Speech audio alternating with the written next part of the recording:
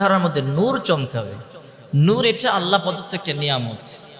মানুষ কালো হোক সুন্দর হোক, যার চেহারার মধ্যে নূর আছে দেখতে খুবই ভালো লাগে, খুব মায়াবী মনে হয়, চেহারাটা খুব মিষ্টি মনে হয়। আর যার চেহারার মধ্যে নূর নাই দেখতে ভালো লাগে না। এটা কালো মানুষ, চেহারায় নূর আছে দেখতে খুবই ভালো লাগে। এটা সুন্দর মানুষ, তার চেহারার মধ্যে নূর নেই, দেখতে ভালো লাগে না, কেমন যেন ফ্যাকাশে ফ্যাকাশে মনে হয়। একবার দেখলে দ্বিতীয়বার তাকাইতে মনে হয় না। সেজন্য নূর এটা আল্লাহ প্রদত্ত একটা নিয়ামত।